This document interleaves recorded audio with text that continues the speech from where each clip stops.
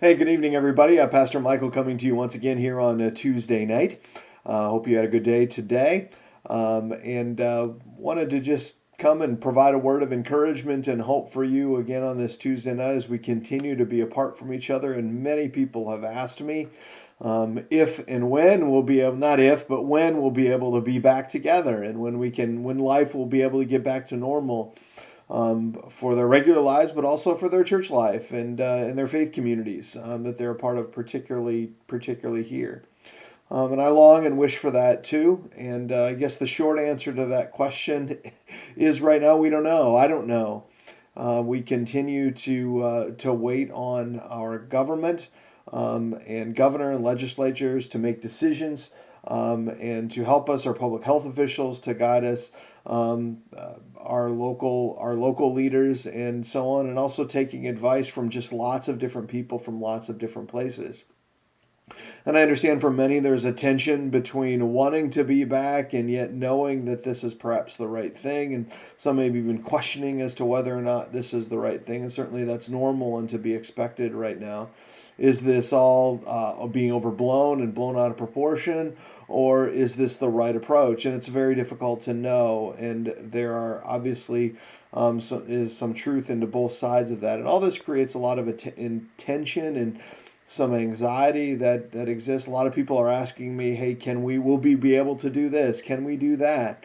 When will the church be available for this or that? And will we be holding this or that event? And the fact is, right now, we don't know. There's been a number of things that have been canceled already. Vacation Bible School and our 4th of July celebration. And all those things are disappointing and troubling for many.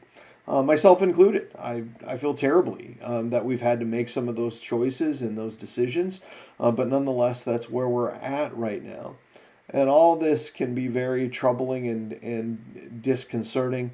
And as I was writing or as I was writing today for the message on Sunday and reflecting on all of these troubling things that are coming, I was reminded of Jesus' words in John 14, where he approaches his disciples in the upper room, and the night before he goes to the Golgotha, goes to the cross. And he says this, he says, "Do not let your hearts be troubled. You believe in God, believe also in me." That phrase, "do not let your hearts be troubled," I think is a key one right now. There are so many things that are happening in our lives and in our world right now that could cause our hearts to be troubled. And indeed, our hearts are troubled by many things, and some of that rightly so. Graduations that won't happen, open houses that are being postponed and might not even take place, school years that have been canceled, so many things that just trouble us and concern us deeply right now. Friends and loved ones around us who are sick that we can't be near.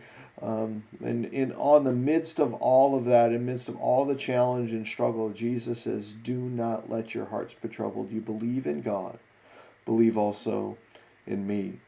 And so that's my encouragement to you tonight is if your hearts are troubled, which I'm sure many of you are, believe in God and believe in Jesus, the one who is with you in this and who loves you and cares for you in a way that no one else can. And because that's true, he always leaves you with his blessing. And so on this Tuesday night, may the Lord bless you and keep you. May the Lord make his face to shine on you and be gracious to you. May the Lord turn his face toward you and give you his peace. Amen.